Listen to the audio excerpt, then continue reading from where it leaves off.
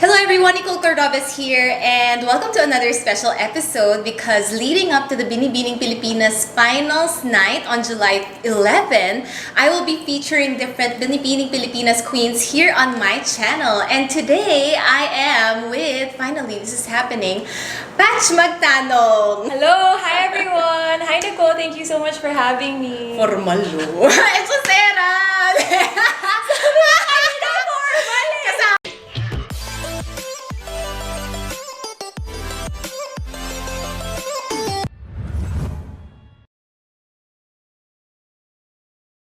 Seriously guys, this is a trivia because I know a lot of you know that Patch's boyfriend is my brother, but this is the first time we're actually sitting down and having a real conversation because Patch is actually quiet in real life. I That's know! how I find you. I really am. Because I'm intimidated by the older sister. Kasi Siniraan ako agad.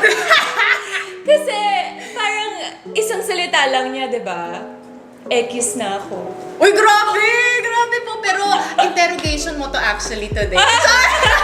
Because at least we're not with my brother and I can actually ask you whatever questions I need to ask you kung approve ba siya sa pamilya namin.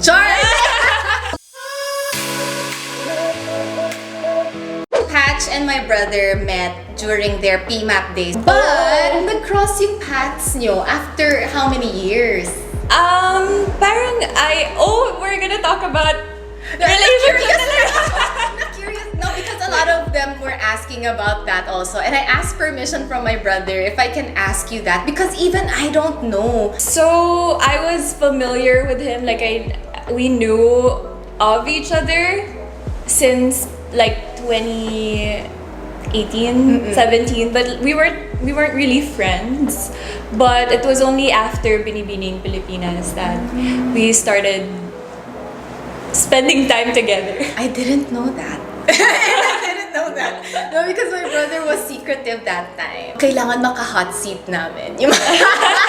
Kailangan ma-hot seat ang girlfriend. Ito na yun. Ito na yun. Hindi, pero si Patch, I don't know, parang nag-hi hello tayo when you were still competing. Yeah, you hosted the PLDT event when I was still a candidate. So that was obviously, I knew who you were, I followed you. So when I said hi to you, parang I felt like I knew you na. Ako naman kasi nung time ko when I was still training for Binibining Pilipinas in 2016, yung name mo was already floating around. Parang isa ka talaga sa matagal na inaabangan ng pageant world na Patch Magtanong, and then she's a lawyer. So, parang wow, mabuti na lang hindi siya sumali sa year. Yun talaga naisip ko. Parang, kaya medyo when I found out that you were with my brother, I'm like, wait, did you see it, my brother? More of yun. Tapos kinausap ko talaga yung brother ko. Sabi ko, actually, mas kabado ako for you. Ikaw talaga ako kagagawa ng kalokohan. Kasi ikaw yung lagot sa akin talaga. Paglalaban ko siya. So I asked questions from you guys on my IG stories, and I picked some of the questions that we'll be asking Patch today. And a lot of you are really interested in her becoming a lawyer and balancing becoming a lawyer and joining a pageant. I think the magic in it also, Patch, in your journey is, wow, you can do both. And it's no easy feat. And I think it's also the timing. Yung tinapos mo ba muna yung bar exams mo, yung studies mo, because there are a lot of girls also who want to get into pageantry but they're not finished with their studies. They're so unfinished business na nagburden sa kanila. So in the end, they don't really flourish in their journey. So let's dig into that right now. First question is from Eleanor Therese MC. She's asking, why did you choose to be a lawyer? So, the simple answer for that is my dad's a lawyer. So, my entire life I was exposed to the type of work that he did and I saw that he really enjoyed it. So, that was always an option for me. But in reality, because when I finished my undergrad, which was business economics, I felt very unfulfilled. I felt like I didn't like my course, I wasn't interested in it, and I didn't want to go work in that field. So I was kind of searching for something more, and I thought I could take the exam, just see how I'll do, and then how I feel when if I pass. When I did pass, I felt like parang I could do 1 year. I can do like a semester. If I'm interested in it, I can try it out for a bit, and then I can always leave. But then I started doing it. You did well. I did. I liked it. I liked it. Okay, someone's asking also like how to graduate in UP with Latin honors. So I'm guessing this is with your business econ course, right? Yeah. Fellow isko daw siya si Alan Limos. Nung bata ka pa lang ba, matalino ka na talaga? Like, are you that kind of person? Actually, I'm super tamad. Like I'm a type B. Nakaka-bad trip din siya. No? Like people might think that I'm type A, but like I'm super type B. Like I like relaxing. I like not doing anything. And I was surprised to find out that you like playing video games. I do. And reading anime. Yeah, I read manga and anime. So for a big part of my life when I was in like grade school, I didn't have much ambition. Like I knew I could do better, but I was happy where I was. I just wanted to relax, But each time I achieved something, each time I felt that sense of accomplishment. Parang my drive started growing and growing, and I felt like if I push myself, I can achieve greater things. So it was kind of addicting to see the self-development and the progress, and that was my main drive in really excelling in school. So after grade school, high school, and then college and law school. Pero like lagi ka na sa honor list talaga. Ganun. Nung grade school hindi. Ako pa yung may no homework lagi. Alam mo yun? Yung magpapadala ng paper. Si Josh din. No. Yeah. So yung like your parents need to sign the sheet of paper. I always had that. Yeah, but you were always smart. I Like, think alam mo yung tamad ka, pero once na you actually put a Apply bit of yourself, effort, yeah. biglang honor student siya. Wow, paano niya ginawa? Yun yung ganun. feeling ko, like, a lot of people were surprised when I graduated with honors, when I started doing well. Because you were so chill. Yeah. People always ask me if it was my dream to be a beauty queen, and I don't know if this will like offend some of the other queens na talagang dream nila yun, but it was never my dream to be a beauty queen. It was more of a consequence of my pursuit to develop myself. I didn't go into it aiming for the crown. Yeah. I went into it with the goal of doing my best, learning as much as possible. And every time I make a mistake, I wanted to never make that mistake again and to learn from it. And then it just so happened that I'm very blessed na it gave me a crown. Agapits is asking, what's your hated subject in law school? I think every law student can relate, almost everyone. Ang pinakamahirap talaga is tax. I don't know if I speak for everyone, but it's a law subject that is super technical. You don't really fully grasp it unless you're the taxpayer or you're in that situation. So you can understand it. I mean, in my case, I understood it in bits and pieces, but when you apply it in real life, like when there's an exam and then it shows you a real life situation, parang I can't translate the knowledge to apply it to real life. So that's like for sure that was the hardest subject for me. I read 3 textbooks.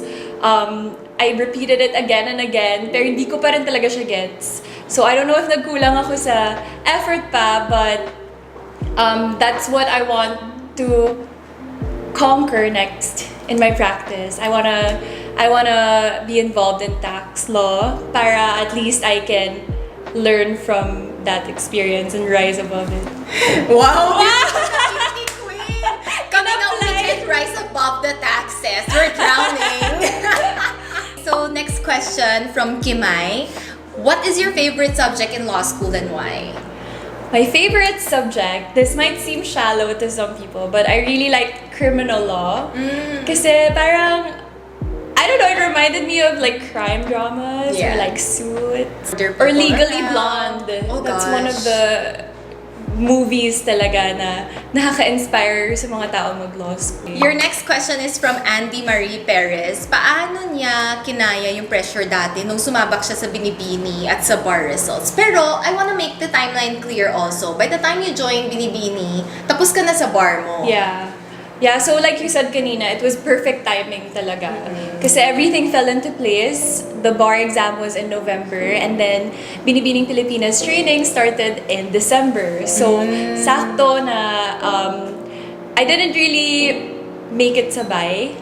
Kasi I finished one before the other. So, when people say na, wow, galing mo naman, pinagsabay mo, hindi ko siya pinagsabay. Sometimes you have to choose your priority and see it through para you can give 100% to your other endeavors. Yeah, especially if it's like two huge endeavors that will change the course of your life. It's impossible. It's impossible to do it at the same time. You really have to take a leave of absence. Like see Ma'am Teresa Lecaros, yeah. Miss Universe Philippines. She was salutatorian of UP Law of her year, but I believe she took a leave kasi she competed in Miss Universe during that time. So yun yung sobrang galing kasi during that time nakapag-compete siya and still came out as salutatorian. Yeah. And that's actually the tricky part that not everyone knows. Like yung timeline. Because for example, people will keep urging you like they do now. They're urging you to join other pageants. But at the same time, di ba, when you're a lawyer, it's measured in years, not necessarily productivity, right? So parang you get promoted like every 3 years. So as the more you keep putting it off, parang yung mga kabatch mo, senior associate na. Exactly. Diba? So how do you balance that? Like yung decision na ganun? Sometimes I feel insecure when I talk to my friends and they're parang full-fledged attorneys na and they're saying lawyer things that I don't understand kasi I haven't practiced yet at the time. So I felt super left out for a bit, but then you have to think then it's super cliche pero everyone has their own timeline and they're on their timeline and I may be behind in the legal career, but I have other accomplishments, I have other experiences, and if you look at the entirety of it, parang hindi naman ako talo kasi I was able to get that experience. Girl, walang nag-iisip na talo ka. Okay, next, we have a question from Isa Zell. Any experiences in law school that you will never forget? Like, napahiya na ba dahil hindi nakasagot? Because I know how intense recits can be in law school. So, mas intense ba yung mag-recits ka or sumagot ka sa Binibining Pilipinas stage? Grabe, syempre Binibining Pilipinas stage! There's no comparison. I mean, if you mess up in the classroom, mapapahiya ka lang sa classmates mo and then next week nakalimutan na nila. But if you mess up... Or next week, napahiya na rin sila. So, it's a tie kayong lahat. Yeah. Pero in Binibining Pilipinas, if you mess up your question, you'll become a meme. Forever ka nang mapopost. So there's definitely more pressure in Binibining Pilipinas when you're answering a Q&A question in a pageant. Pero I think it's a different type of pressure kasi in the sense that in law school, it's a daily pressure. Like every single day, you have to be on point. Every single day, you have to come prepared. And if you mess up one recit, that's a 5. In UP, we're 1 to 5. Yeah. 5 yung bagsak. So if you have a 1-5 and even if all your other grades are okay, sobrang laking baba nun. So, to answer your question, yes, napaupo na ako ng professor. Yes, pumasok na ako nang wala akong alam. And I had to say, sorry sir, I did not read the case. Yeah. You have some days na parang it's not, you're on your off game. Or hindi ka mapag-aral or you fell asleep and that's okay because you can still end up a lawyer. It's fine. Yeah, I think because ang dami ring nagtatanong dun sa IG stories na students because they're going through a lot right now. This online classes is a huge challenge. I can't imagine pagka online classes is law school. So, yeah, naghumihingi sila, they're trying to make hugot inspiration from you. And yes, mas masarap yung pakiramdam na alam mong napaupo si Patch. Hindi pala siya ganun ka-perfect! No, pero guys, it happens. And like I'm doing my masters now, diba? There are really like bad weeks when I won't do good at work and also here sa school. So there are bad weeks, pero there are victorious weeks also. So keep looking forward to that and always remember that you can make up for it. There are like a lot of chances pa as long as you keep on trying to do better. Pero may pahabol pa akong question. Okay. Like, di ba yung sa Binibini, when you answered your question, kinabahan ka ba nun? How do I answer? Ayaw. Syempre, of course, kinabahan ako. Pero with that question, kasi I prepared for answers to my questions. Kasi you can prepare naman eh. Yeah. Kasi they're all just like this handful of topics na may different na variations. Yeah. So, I had prepared answers for each topic. But then, hindi ko sinabi yung prepared ko for that type of question. Like, I just pulled it out of nowhere. Okay. So, dun ako kinabahan. Like, when I uttered the words na Angelina Jolie, in my head, I was like, oh no, ba't ko sinabi yun? Hindi ka, Bakit? Ano ba feel mo gusto mong, dapat mong sinabi? I wanted to say like, parang mga Ruth Bader Ginsburg. Mga mas on brand. Yeah, pero parang like, to me, it felt inauthentic. Kasi parang, ang layo, parang no, sa totoo lang talaga ang idol ko si Angelina Jolie. Yeah. So that's what I blurted out. Kasi ang advice sa amin, you speak from the heart. Yeah. Because if you speak from the heart, you can't go wrong. Yeah. Kasi mamamali-mali kapag ine-etchos mo yung sagot mo. So at the very least, just say what you mean and then just say it in an acceptable way and matatawid mo yung Q&A. Yeah. So when I said those words, sobrang nanlamig ako kasi anong gagawin ko? Hindi ito yung prepared ko. But yun, I just spoke and spoke and spoke. And Yeah. Did you get flack ba for answering that? Or No. were people like, you should have said something else? May nagsabi ba sa'yo nun? I'm not sure. Pero like, I didn't see any negative comments naman. But Yeah. people were saying it's an easy question. And I mean, I guess it is kasi it's one of the most common pageant questions. Yeah. Although I don't know if you watched my review of your... But I was happy with your answer. Like, very, very, very, very happy. Kasi? Because it showed another side of you. Like in pageantry, they always branded you as Atty. Magtanong. So, I like that there was a girly side to you na may pop culture, na hindi ka yung tipong na-imagine ko na nakasubsub lang sa libro. Ruth Alam mo Bader yun? Ginsburg. Exactly like that. Pero for that one, I feel like it was a very fun take for someone na when we see you on stage and then the voiceover goes something like, you know, Atty. Magtanong, just passed the bar exam. So parang ang one-dimensional masyado. So when you answer that, parang, oh, there's more to her. She's fun. Gusto ko siyang kachika. I wanna get to know her more. So I'm very happy with your answer. Oh, thank you.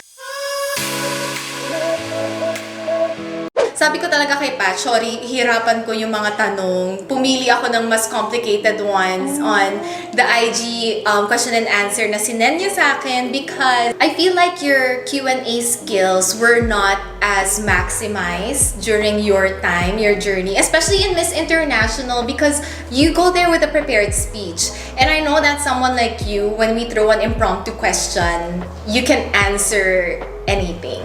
So, parang feeling ko lang na, teka nga, lubusin nga natin today. So, ako, parang tinatamad ako mag-Q&A, pero, so, ikaw lang, Hindi, pag hindi ko masagot, ikaw sumagot. Hindi, kaya mo. Kaya, nag-negotiate, lawyer talaga siya. Pero I'll try to, give you yung kasalungat. Like, whatever side you take, I'll try to take to answer the other side, even though I don't believe in it. Sige. Because, you know, we want a bit of a challenge. Interesting. So your first question is from Ken Cueto. If ignorance is bliss, why do we seek knowledge? A question that was asked to Priyanka Chopra, Miss World. Okay, I'll try. Ignorance is bliss, but it's rarely a meaningful type of bliss. I find a greater sense of fulfillment, accomplishment, and joy when I am in pursuit of knowledge. Short, sweet, and concise. I like actually how you pointed out na parang hindi siya yung meaningful kind of bliss. And usually that kind of bliss is temporary. And very shallow, na parang bulag-bulagan ka lang. That's true. That's why my answer will be... just like in the real world, diba? Parang we seek the truth or more knowledge, but with the adage na the more you know, the more you don't know, and it feels like a black hole sometimes, like a bottomless pit, but you would rather know the truth. Like, it could hurt now, but in the long run, it will serve you better, and you will be able to help more people. So to decide to get out of that comfort zone, that's that temporary bliss, pays more rewards, even though it could be something painful, or it's the kind of truth that you do not want to know. And I thank you. Kailangan ng kape! Our next question is from Hizam Tuan. If you would have a chance to go back to the past or go to the future, which one would you choose and why? I like that question. Sige, Ganda. go. Pili ka, go. Tapos yung opposite yung sasagot mo. Yeah. Okay, I would like to go back to the past, not because I have any regrets, not because I want to change any of my mistakes, but I simply want to relive the happy moments and the best moments of my life. So that includes my childhood, or every time I spend time with my loved ones, and of course, my journey in Binibining Pilipinas and Miss International. Thank you. Ano ba yan? Gusto ko rin ng pass. Sige, pass. Para Hindi, pero gusto ko ng challenge din. sige. Ano ba to? Lahat gusto ko, Char. So, I would choose to go to the future because at this season in my life, where I'm 29 years old, I have to make the biggest decisions that will change the course of my life. I'm deciding on the next half of my life, actually, and that could be so intimidating. And I realize that we can never be too sure of our decisions. We can only find out as time unfolds before us if it's right or wrong. So if ever I would choose to go to the future, because you gave me no choice, at least by then I would find out the answers to my questions. Our next question is from Ori Faye. I hope I'm saying that right. And I like this question because it's very relevant right now. What can you say about cancel culture? So, are you gonna be for or against it? Para we can pick sides. Against. Okay, go. Uy, may time na mag-isip. Culinary pa rin yun. Cancel culture is very, very dangerous for the simple reason that two rights don't make a wrong. It is important to call out a person who is at fault, but it shouldn't be done in a way that would attack them and at the expense of their mental health. Parang hirap, no? I mean, social media is a tricky field to maneuver in. It's like, once you put something out there, you kind of allow people to have a say. Yeah. So, and it's different na now kasi it's so, like, any little thing can cause controversy, whereas before, people are more tolerant. Do you feel like that way our free speech is like limited also because of cancel culture? In a way, yeah. Kasi in law school, they taught us na free speech ends where the right of others begin. Yeah. That's true. Parang lagi kang may maaapakan talaga. If you personally feel like something is really right, diba? Paano mo papaglaban yun? Considering everyone else's views, which are going to be different. Paano yun, Attorney Patch? Wow! Consultation!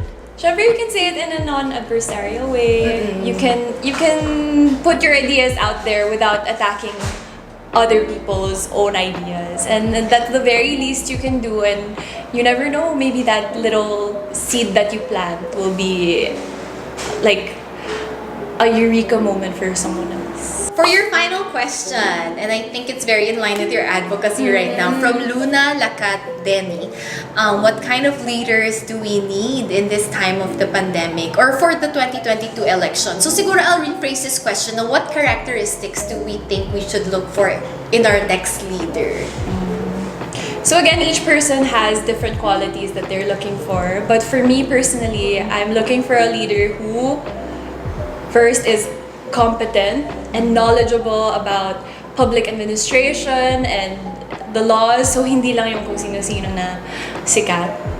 Next, I'm looking for someone who always puts the interests of Filipinos first. So in everything that he or she will do, the Filipino people will always come first, not his personal interests. And third, I want someone with integrity.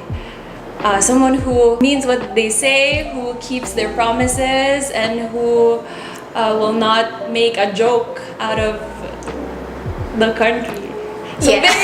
very simple lang naman yung tatlong yun, di ba? Yeah, It's it's so bare basic. minimum. Yeah, so we really have to educate ourselves and to vote wisely the coming elections. If you haven't registered for the elections, the deadline is on September 30. Please vote. Thank you so much again, Patch, for joining me in this episode. Thank you. You're welcome. Mas Thank you for nakilala having kita better. And I'm so glad we had this time together. Ito na yung pinaka-quality time natin. Kahit na magkatabi tayo sa kama nung trip natin last time. Pero hindi pa rin kami masyado nakapag-usap. So I'm glad we did this. Thank you so much for having me. I had so much fun. I hope di mo ko sisiraan sa pamilya mo. Hindi, mabait mo si Patch. Tsaka mabait ako. Ginawa niya yung kontrabida. Walang yung babaeng to. Pero intimidating naman kasi. Isipin mo, ate na joke. Ba't ka nagsusumbong sa kanila? Imagine mo.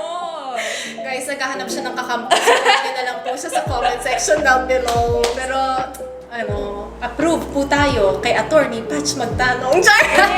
But we're also excited to see your final walk in the Binibining Pilipinas 2020-2021 edition that's coming up soon. July 11th, Smart Araneta Coliseum. You can watch it. A to Z channel and the YouTube channel of Binibining Pilipinas. Yay! Finally, I'm so excited to see who the new girls will be. I'm sure they will be super deserving, and I'm so excited for them to go to Japan kasi I had a great time in Japan, so good luck to the next girl. Thank you so much for watching this episode. Don't forget to like and subscribe to this channel and turn on the notification button so that you won't have to miss an episode.